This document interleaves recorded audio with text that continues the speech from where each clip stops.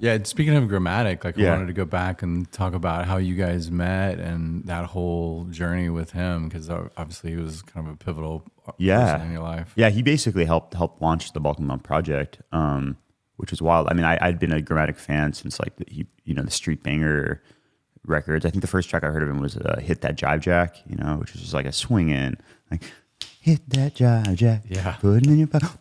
It's like just Yeah. straight up. I grew up playing Swing, jazz, yeah. straight up swing, and then the really nice swing hip hop thing. Because at that time, the electro swing was big, but very people. I didn't even know what to call it. It was like swing hop, like Right. it's like this like jazzy hip hop thing that was like had as much roots in like like underground hip hop as it did kind of like. I mean, EDM wasn't even really like such a thing back then. I mean, like house music was, but Right. like Yeah. this like bass music, Not at all. Yeah. Yeah. This is like, I don't even know what year I'm talking about here, 2007 or something like that. Yeah, 2000, Six.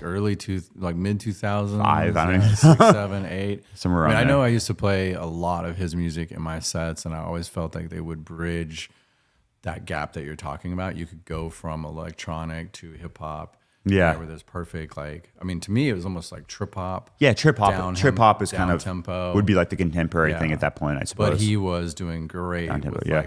like referencing, music from all around the world and Totally. pulling it in. And yeah. Yeah, and he had a song called like the Balkan Express, and another song called "The Drink" is called Rakia. So he and reference he had like sitar in one piece. Sitar Shop was the name of that tune. So I was always really digging his music. Like one of my I would literally say like one of my favorite producers. And then when he signed to Pretty Lights label, his career like really blew up in the U.S. And then he like signed Grizz and put out some of Grizz's early music, which is how I found out about Grizz. And of course, like Grizz is blowing up. So he was just one of these guys just in the middle of all these like different intersections of where I found myself in electronic music, where I found a voice as a trumpet player and as a horn player playing like funkier global music. Him and Beats Antique and Bonobo, a handful of people were like the artists that I felt like I would love to open for one day and like release music in their worlds because it felt like they were creating a blueprint of something, Blazing a trail, and for sure. and remarkably, all three of those artists are people that I've worked with and played with, which is wild. At this point, but the Gramatik thing, I had put out just on like SoundCloud and YouTube, one beat called Earphone, which was like a Balkan sax mixed with a trap beat. Basically, I replaced the hi hats, blazing fast hi hats, and trap music with like blazing fast sax that my buddy played. Put it up on YouTube, and then I was working on an EP of like similar in music. One of the tracks had Talib Kweli on it, who I'd met through working with Pretty Lights, because he sang a track on Color Map of the Sun. Around the Block was the track on that album, and I played on Conan O'Brien's show with Pretty Lights. Oh, wow. And we did that one song, and Talib came as the special guest, and we Connected. We were hanging out for a couple days, so. He was kind enough to do a 16-bar verse on a pretty obscure developing artist's record, which is huge. I mean, he's a really genuine guy that's never gotten too hung up in the hype cycle, which I really admire. Anyway, so I had this kind of single and this like EP that I was working on, and my buddy Oz McGuire, who I worked with in San Francisco, was connected to Gramatik's manager at the time, Jay. So he sent him some demos, and then my manager also knew Jay. So I think like two people independently were like kind of champion my music. Yeah. And sometimes it takes that when you have a ton of emails. You're like, oh, a couple people are saying the same thing. Yeah, and that's very true. So for whatever reason, Jay opened those emails and like, oh yeah, Dennis might be interested in this. I think partially because it was like Balkan Bump.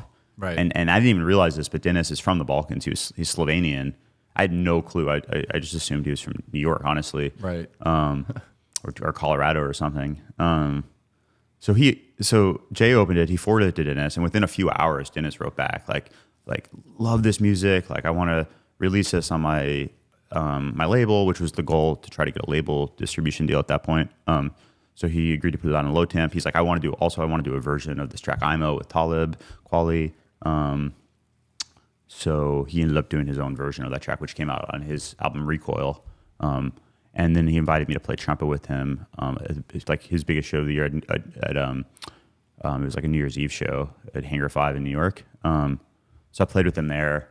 Show went really well. And then he followed up, like invited me to do the whole tour with him, opening up for him and playing trumpet with him. Man. And then I played like, pretty much almost all. I opened for him at pretty much all of his tour dates for like a couple years, pretty much up until the pandemic hit. Wow. And then all the Red Rock shows and like, just like really like, and it's so funny because I recently like thanked him like at Red Rocks. Like I just like, man, I just want to like thank you for like, championing my music. And it was so, this guy's so like brutally honest and like not sentimental. Like I love Dennis, but he's not the type to like, give you a hug and Eastern like European bro out with you. Yeah. He's just like, what are you talking about? Like you made my show better. Yeah. And he just kind of blew me off. So no funny. No hugs, yeah, no crying, no crying.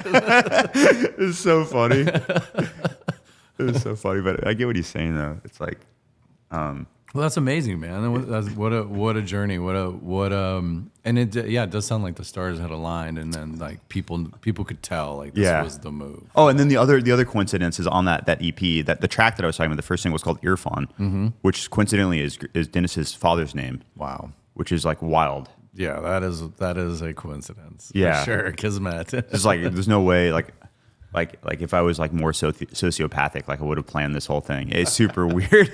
Yeah, so I think the tip is, right, name your music after people. If you're trying to get signed to a demo or a label, name your demos after their something parents. Really personal, or like figure out like where they went to high school, or like who their childhood crush was. Cat name. Name the track after that. At least they'll like, at least they'll look at it.